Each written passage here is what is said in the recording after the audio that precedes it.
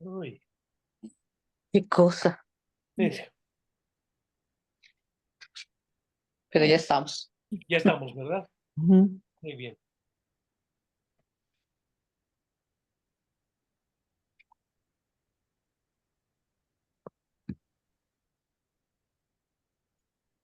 Uy, Ah, ¿otra vez? No, está bien. Ya, está bien. Al sí. parecer, gracias, Paco. Muy bien. Bien. El arte, concluiría Camus, realiza sin esfuerzo aparente la reconciliación del singular y del universal. Nos enfrentamos a algo que nos parece radicalmente singular, individual, y de pronto nos va llevando a sentir que nosotros somos también ese ser y que nosotros también estamos en esa situación. Hay una cita de Van Gogh a la que acude Camus que dice, puedo pasarme de Dios en la vida y en la pintura, pero no puedo ser Ujú. suficiente, pero no me puedo pasarme de algo que es más grande que yo, que es mi vida y que es el poder de crear. Esta, entre comillas, soberbia del artista es algo que también suele molestar al hombre que suele perturbar, molestar al hombre de poder. En fin.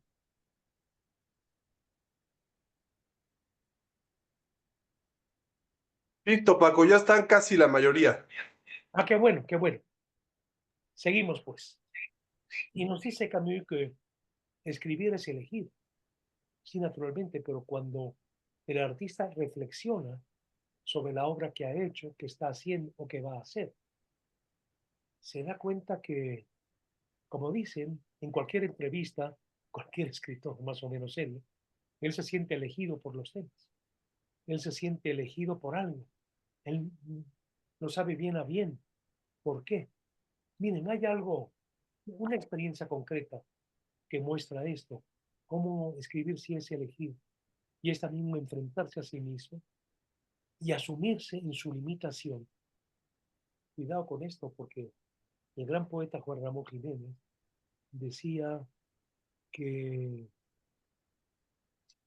que el principio de todo desarrollo es partir de la propia limitación y llevándolo hasta el fondo, todo lo que eso determina en uno, de pronto se encuentra que está uno frente al infinito. Recuerden ese poema de él que a mí me toca tanto, dedicado al soneto, que termina diciendo, eres ilimitado en la limitación de tus orillas. Ilimitado en la limitación de tus orillas. Vas eliminando todo lo que quisiera no puede ser. Los vamos a escribir que hubieras querido tener y que no puedes. La vida que hubieras querido tener y que no tuviste.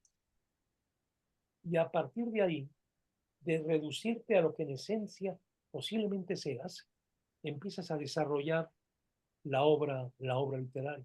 Y luego esa obra crece, crece, y puede pasar de ser una novela a ser dos, a ser 10, a ser 15, a ser 20. Graham Greene escribió la última a los 90 años, lo cual me parece notabilísimo. Es decir, él mismo lo dijo en sus memorias, que tiene un título precioso, el segundo tomo, a way of Escape, una vía de escape. No podía ya vivir sin esa segunda naturaleza, que era vivir otras vidas y que era mostrarse, pero mostrarse no de un modo total en una obra, sino en la multiplicidad de seres que hay dentro de él y que cada uno puede dar lugar a un personaje. Es decir, si fuera autobiográfico, sería un loco, no podría vivir todo. Imagínense a Dostoyevsky. Yo recuerdo una novela de juventud de él que es conmovedora, que se llama El Eterno Marido. Una novela corta, o relativamente corta, pero corta para los estándares de un novelista ruso, y muy específicamente de Dostoyevsky. El Eterno Marido es el seductor, el amante, y el hombre manso, el marido engañado.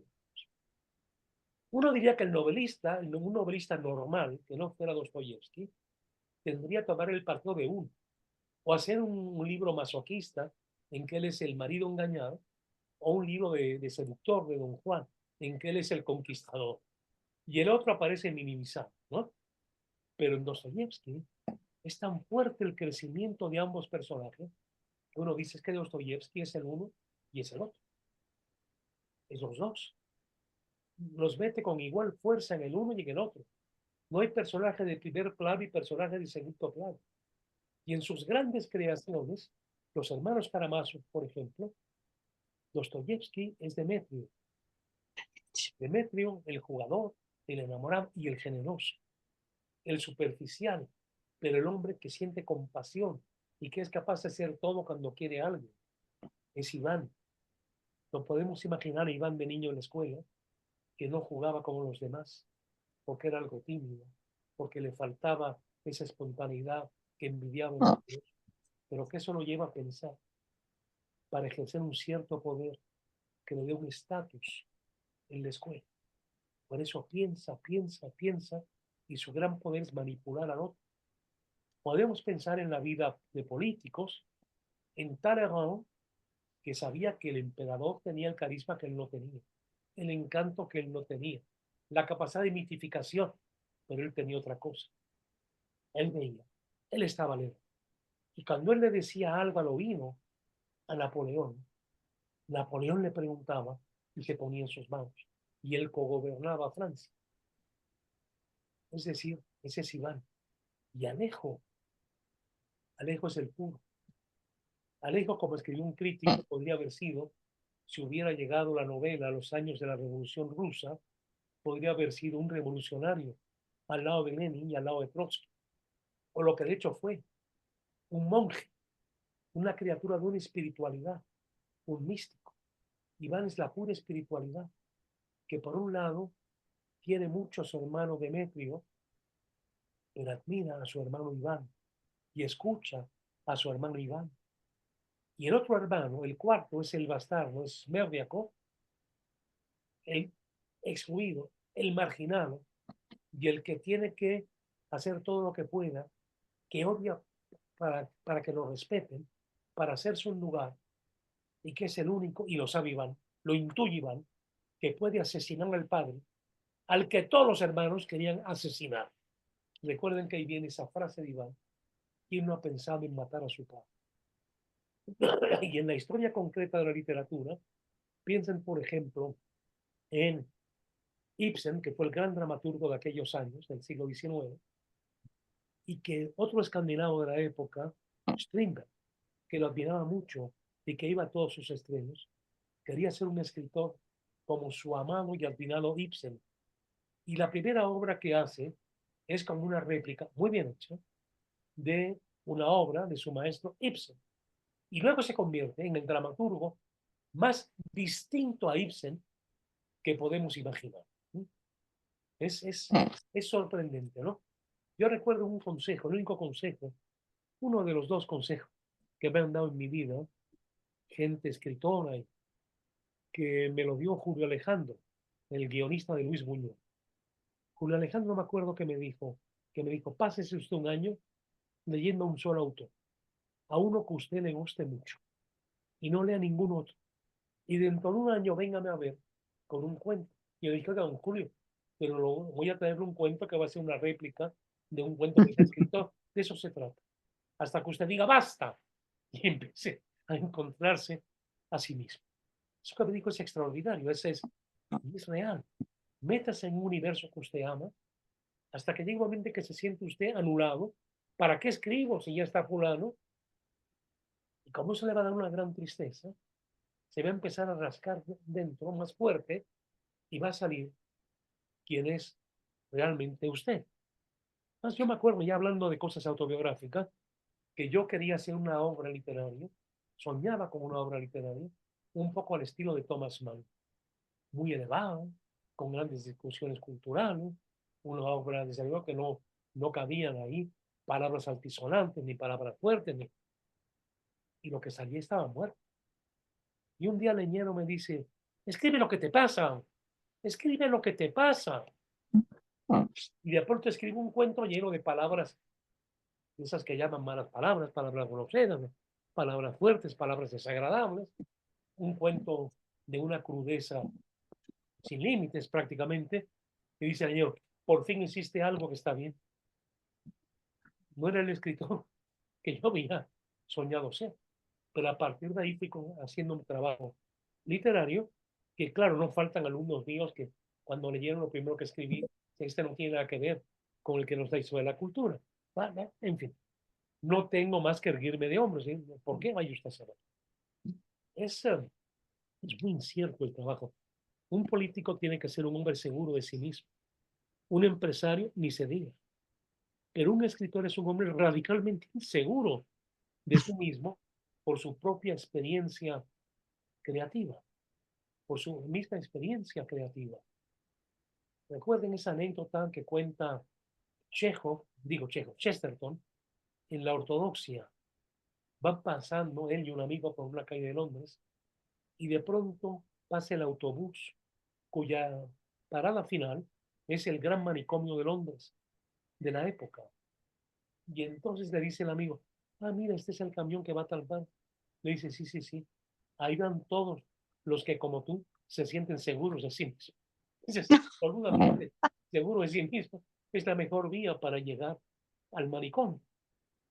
Sobre esto podríamos contar mil escenas análogas en obras literarias y cinematográficas. En la Dolce Vita aparece un escritor admiradísimo, es un hombre que da muchas conferencias, bellos discursos, que bla, bla, bla, muy reconocido en la sociedad. Y un buen día sube al edificio, agarra a su mujer y la tira por la ventana, y a cada uno de sus hijos hace lo mismo, luego tira sus libros y luego se tira a él. Terrible, ¿no? En el fondo había sido una máscara de sí mismo, había vivido con una máscara, nunca enfrentó sus vicisitudes, nunca vivió sus incoherencias, pero si las viviera, no se habría tirado de la ventana del edificio. O habría llegado a la conclusión de que la vida es absurda y si tenía la tendencia, como Pavese, se hubiera preparado para decir, todo esto da asco, basta. Y adiós, como todos los que se han suicidado. ¿Sí? El escritor finalmente está escribiendo sobre el absurdo, ya encontrando el absurdo, y a pesar del absurdo, porque la vida finalmente vale la pena. Como ese cuento del que ya hablé, la mujer adúltera, de esa mujer que frente al mar, sola, triste, se empieza a frotar la piel contra una roca, sintiendo el sol y sintiendo la vida. Ese cuento es maravilloso, es de una poesía extraordinaria, a través del símbolo de sentir la carne, de sentirse a sí mismo, a pesar de todo, aunque no se creyese en nada ni en su sombra. Pero el sol tiene consistencia, el mar tiene su consistencia y la piel tiene también su consistencia. Creo que esta es una de los legados que encontramos en Camus y a lo largo de la obra de Camus, que lo podemos ligar con lo que decíamos al iniciar este encuentro, con esos países de Europa que habían llegado como que ya no le quedaba a Europa nada que aportar, ni nada que dar, pero había dejado algo importante. Lástima que ya no manden el mundo, porque una cosa ya nos queda claro, no vale la pena la guerra, no valen la pena las dictaduras, no valen la pena esas imposiciones. Lástima que Europa ya no mande en el mundo. Pero hay otro factor, que es cuando las energías ya no están presentes. Y aunque lo puedas ver como que te puede faltar la fuerza para intervenir con inteligencia, con ilusión, finalmente, en los destinos, en los destinos del mundo. Desde luego, el día que yo vuelva a ver o vea un Trump en Europa, mira, Europa está fregada ya para siempre, para siempre. No hay que olvidar algo que a mí me llama mucho la atención, porque es algo que le oí yo decir a un hombre del camino, mucho, un hombre sabio, que es Hugo Creo que ya les conté, y se lo oí también decir Bueno, lo escribió más bien en una novela José María Pérez Gay.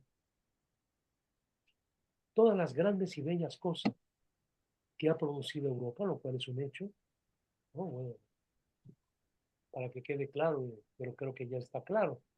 Piensen en Bach, y piensen en Händel, y piensen en Beethoven, y piensen en Mozart, y piensen en Haydn, y piensen en Schumann, y piensen en Schubert, etc. Y piensen en los pintores, en esos grandes pintores y tan diversos, porque la pintura china es hermosísima, pero ha sido siempre impresionista. Esta variedad de genios que ha producido Europa, tan diferente, pero fueron terribles en sus guerras también. Piensen las barbaridades, las atrocidades de los belgas en el Congo, de las peores muestras de colonialismo brutal. Piensen también en todo lo que hicieron los ingleses, que acabaron con prácticamente toda la población originaria en los Estados Unidos. Piensen en las cruzadas, donde fue terrible lo que hicieron los cristianos en Europa. Pero todo eso es historia. Y todo eso asimilado te puede conducir a una toma profunda de conciencia de lo que ya no debe volver a suceder. Que es lo que yo creo que enfrentan hoy en día muy pocos europeos. Pero cuidado, porque el bienestar puede hacer mucho daño. La vida muelle puede hacer mucho daño. Esas sociedades del bienestar pueden llevar a muchos seres humanos, quizá la mayoría, a no sentir que vale la pena el esfuerzo de nada, el tener que sacrificarse por nada. Oigan, 3 meses o 2 al menos de vacaciones, es muy padre. Y tener además los recursos para irte al bosque o ir por la playa, a pasar ese tiempo, renunciar a eso, cuesta mucho, cuesta mucho. Y todo esto pesa, esto va de alguna forma reblandeciendo al ser humano.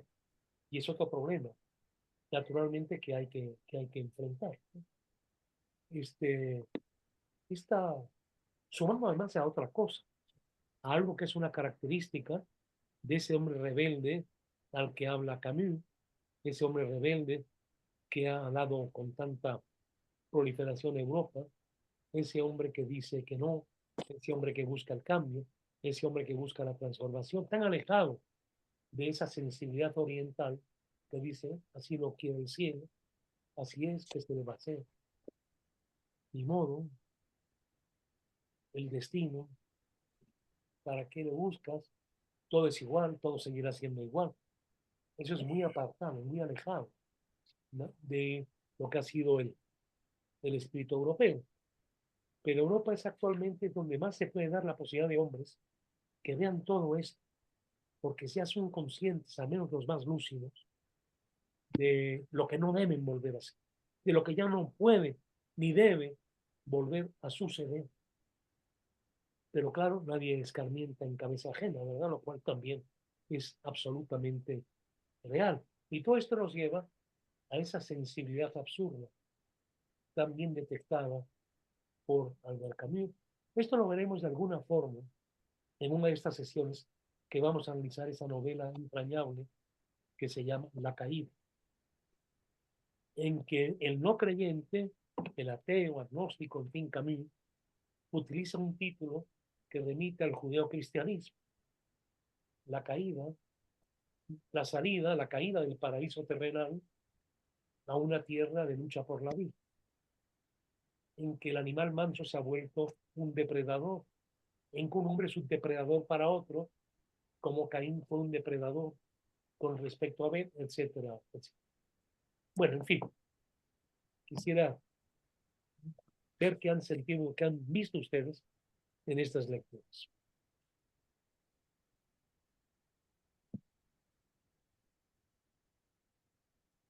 Sí, adelante, Guadalupe. Bueno, yo de las lecturas nada más quisiera compartir algunas citas que voy señalando y que me dejan pensando y que creo que remiten un poco a esta problemática de lo que es el arte y cómo se concibe y todo esto, ¿no? Hay varias frases en las dos lecturas que nada más menciono algunas por compartirlas. Eh, Hay una parte que dice, hay una felicidad metafísica en la defensa de la absurdidad del mundo. Ah, Es una frase muy fuerte, muy fuerte, ¿no? sí, sí. Y luego también cita a Nietzsche y dice, tenemos el arte para no morir de la verdad. Ah, Es una frase tremenda también, ¿no? Y otra que dice, la expresión comienza en donde termina el pensamiento. sí, claro. O sea, Eso es, sí, revoluciona lo que provocan estas frases, ¿no? O sea, y luego otra que dice, crear es vivir dos veces. eh, Dice, la creación es la gran imitación. Y la frase que tú decías que remite a lo que decía Van Gogh también es para mí importante y también yo la había yo anotado aquí como una manera de reflexionar, ¿no? Donde ah, decía Van Gogh, puedo pasar en la vida y en la pintura también sin Dios, pero no puedo, enfermo, pasar sin algo que es mayor que yo, que es mi vida, la fuerza de crear. eso es. Es toda una vida interna intensísima, ¿no? Que lleva a una reflexión muy profunda, ¿no? Pero bueno, son algunas de las frases que solo quería compartir a propósito de lo que has dicho y lo que hemos comentado. Que son claves, son definitivas en el pensamiento camusiano y también en la condición humana. Fíjate, me acordé ahora, mientras tú hablabas, me vino al respecto de lo que tú hablabas, de lo que tú decías, me vino a la mente una entrevista en un periódico que yo leí hace 1000 años, pero que no se me ha olvidado. Una entrevista que le hicieron al director de orquesta Leopoldo Stokowski, en que Stokowski dice algo que de pronto le choca a uno, ¿cómo es posible? Dijo, el último movimiento de la novena sinfonía de Beethoven es la página más hipócrita de la música universal. Es cuando uno está oyendo la novena sinfonía, cuando llega el himno a la alegría, todos los hombres, verdad, todos los hombres somos hermanos. Hijo, lo que sientes es que estás sobrecogido en un temblor. ¿Dónde está así? No es una alegría linda, no es la alegría de una canción infantil, no es la alegría. Es tremendo, es un sentido de lo trágico en el ser humano. Y hay versiones, como la última que hizo Carl Böhm con la Filarmónica de Viena, porque hizo varias, con Plácido Domingo cantando, por cierto, y Jesse Norman. Esa última versión de la novena, al principio hay quien, porque yo la he regalado, pero es lentísima. No sé si es lentísima, pero yo siento que llegó al núcleo de ese sentido trágico y de afirmación de la vida, a pesar de lo trágico, a pesar de lo absurdo, ¿no? Creo que es quizá más lucidora la versión de Karajan o la versión de Ferenc Fritzsche, pero la de Karl Böhm, hijo, al principio te pesa, pero cuando le das el golpe, dices extraordinario.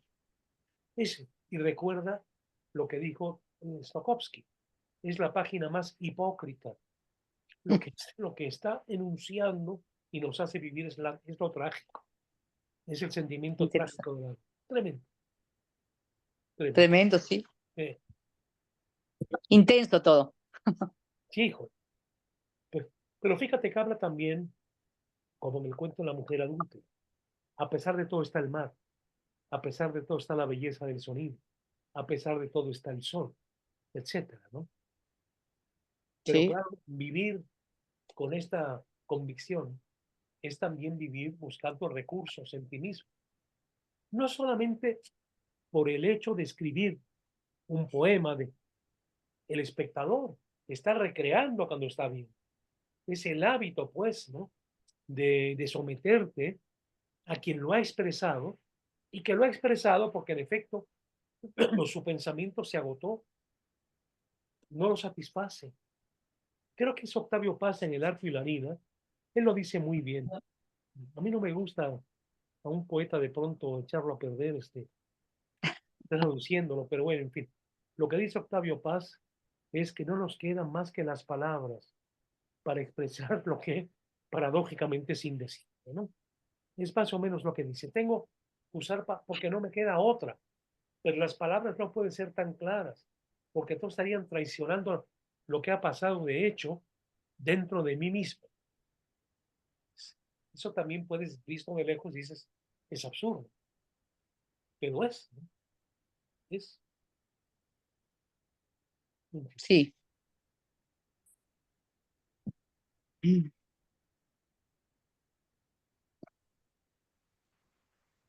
Bueno, ya en las próximas sesiones vamos a bajar un poquitín a cuestiones muy concretas en el pensamiento de Camus, lo que enfrentó a Camus y a Sartre, que tiene que ver con la revolución, con el tomar partido, con el volverse un partidario y de alguna forma renunciar a la complejidad misma de la vida, de la existencia, ¿no? Sartre, ya lo veremos en el libro, o lo habrán visto ya en el libro de Aronson, que lo sigue muy bien, esta polémica. Sartre desesperó de su propio pensamiento para resolver los problemas ingentes del ser humano concreto. Y llegó hasta volverse un propagandista de Mao Zedong, como si los franceses pudieran ser chinos, lo cual es diferente, porque esto suena muy bien si uno lo dice así lindamente. Ay, qué hermoso ser chino, que ve, vayas a vivir a China, le va a costar mucho trabajo, va a tener que pasar, salvo que tenga usted una natural inclinación al modo de ser chino, le va a costar cierta dificultad. Es otro modo de vivir, otras formas, no tiene, entre comillas, la lógica nuestra, es la de ellos, para uno es un tanto inasible también, no es fácil, es otra cosmovisión también, aunque compartamos una misma naturaleza y sirvamos en el fondo potencialmente los mismos valores, ¿no? Aquí viene también un problema de comunicación, ¿no? Que son los problemas de comunicación transcultural, son de los más complejos que que pueden existir. Kipling, que fue un gran historiador y un hombre de gran sensibilidad, escribió a principios del siglo XX aquello de que el oriental, y se refería al chino, cuando las guerras de los ingleses y el opio y todo eso, bajaron la cabeza ante el inglés con un profundo sentido de desprecio. O sea, qué hombres tan ordinarios, qué hombres tan corrientes, qué hombres tan indignos de estar hablando con nosotros. Desprecio absoluto. Pero también es el del occidental que va allá y dice, ¿qué tipo es esto? ¿Qué cosa? ¿Quién los entiende? Lo que dice el turista promedio, ¿no? Cuando llega a un lugar que no es el suyo y que para sentirse seguro, dice, ¿cómo es posible ser italiano? ¿Cómo es posible ser ruso? ¿Cómo es posible ser de Afganistán? Etcétera. Pero tienen siglos siendo así. O sea, que viven muy a gusto siendo como son. Y ni modo. Y si uno va, uno es el que tiene que adaptarse, digamos. Miren, hay una cosa que en los años que viví en Francia por mis maestros franceses, aprendí de una forma de cortesía francesa muy curiosa. No la he encontrado en otras partes, debe darse. El francés, si estás en Francia, creo que sí le gusta, antes era más arrogante, ¿no? Pero que le hables en francés. Pero si está en el extranjero y habla la lengua, considera una ofensa que tú le hables en francés. A lo mejor tú quieres lucir tu francés y no lo hagas. Habla en español. Y si él tiene el detalle, un día en una conversación muy próxima, de hablarte en francés, esto está muy bien. Pero si no, no, porque lo siente como que lo estás menospreciando, que, que estás rompiendo una regla de cortesía, etcétera. Es decir, siente la obligación, que no la siente ningún gringo, por cierto, de si llega a otro país, hablar en la lengua de ese país. Y no quiere que le hablen en el suyo. Es una cosa muy arraigada. Entre los franceses seguramente lo habrá también en otros pueblos, pero en fin, ¿no? Y no, el americano siente que todo el mundo tiene que hablar su idioma, ¿no? Esta es una cosa que a mí siempre me... Hay muchas cosas que me molestan, con todo respeto diría, no en el sentido de que cada quien es como es, ¿no? Pero como no es un lugar donde yo nunca he dicho que a gusto estoy aquí. Hay muchas cosas que, en fin, que a mí no me van. Me acostumbro como se acostumbra uno a todo, ¿no? Y donde quiera que fueres es lo que vienes, pero no es un lugar donde yo me sienta muy a sabor, que digamos, ¿no? Quiero decir, el americano medio, el americano promedio, ¿no? Está también el americano que asiste al Carnegie Hall, el americano que asiste a las grandes bibliotecas, en fin, el americano cultivado, pero no es la mayoría. La misma educación americana no lleva precisamente a eso. Incluso van al extranjero y van a buscar lugares americanos. Yo recuerdo una vez que me tocó en un restaurante, un escándalo que hacían, porque en general son bastante mal educados, en un restaurante en Florencia y llegaron a comer hamburguesas. Y no es posible. En Florencia, con lo bien que se come en Italia, esto, con la diversidad de la comida y de las sazones italianas, y esto con su hamburger y su coke, con tantos vinos, tan espléndidos, ¿no? De los vinos de la Toscana, ¿no? Pero bueno, cada quien es como es y que hagan su vida y lo que se pierden, pues se lo pierden. Y en fin. Pero bueno, yo creo que ya por hoy podemos concluir. Es 20 para las 10.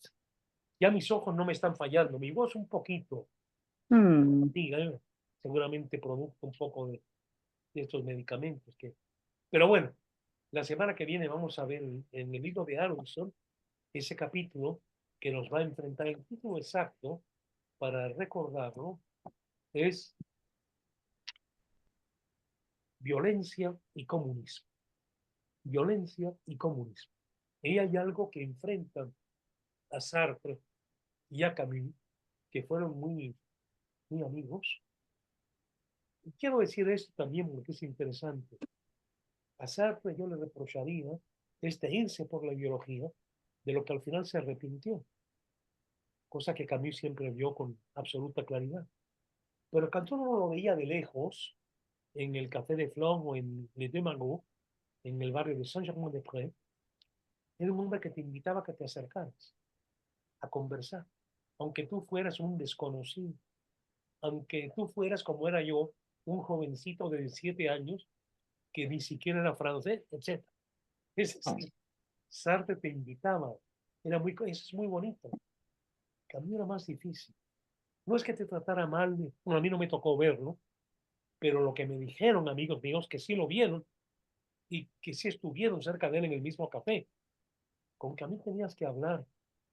Dice, quiero decir, si no estabas al nivel, como que, como que, como que no te pelaba. En nuestro ser era, vean los contrastes que es también, es lo hermoso de la vida, ¿no? Esta variedad, estas distinciones, ¿verdad? Que es fascinante. No creo que Camus fuera así con las muchachas, porque le encantaban las muchachas atractivas y bla, bla, bla, y ahí cambiaba y se volvía, si estaba triste, se volvía alegre. En fin, eh, cada quien es como es, cada quien tiene sus características y por tanto sus tendencias. Pero vamos a ver cómo reaccionaban frente a un problema que hoy en día se está enfrentando. No es de marxismo-leninismo, es de autocracia, de populismos que se quieren desde que son de izquierdas y desde luego no lo son, frente a personas que quisieran, que ven el peligro de esas entregas así sin más al poder absoluto, que es tremendo, que es grotesco y que violento. A mí me ha violentado mucho, supongo que a ustedes también, que digan que Cuauhtémoc Blanco tiene que tener fuego. Que cómo es posible que mujeres comprometidas con la emancipación femenina por el partido se cuadren. Bueno, así se cuadraron también, para que mataran judíos, gitanos o herejes, ¿no? En el pasado. Es, bueno, que en la vida hay que ir alerta, ¿no? Claro, que a mí no lo hacía para estar alerta, lo hacía porque lo bello que puede tener la existencia lo iban a acabar. iban a abrirse los campos de exterminio, las cárceles, las proscripciones, las ejecuciones, etcétera, etcétera. El dato con el que arrancamos, que lo menciona Camus. El gran poeta de tiempos de la Revolución Francesa se llamó Chenier. Lo mandaron a la guillotina. La guillotina, ahí terminó la guillotina. Y en fin, pues hay que vivir pues alertas, ¿sí? En la medida de lo posible. Bueno, pues ya por mí hoy hemos concluido. Vamos a ver esta disputa Sartre-Camus a través de Aronson la próxima semana. Sí me gustaría que trajeran ustedes una reflexión sobre lo que nos plantea Aronson en ese capítulo, violencia y comunismo. ¿Sí? Muchas gracias y buenas noches. Gracias, Paco. Gracias. Padrísimo como noches. siempre. Ay, gracias. Gracias. Buenas noches. Gracias, Paco. Muy Buenas buenas noches. noches. Buenas noches, Paco. Buenas noches, Samuel. Que Gracias. descansen. Hasta luego. Chao. Buenas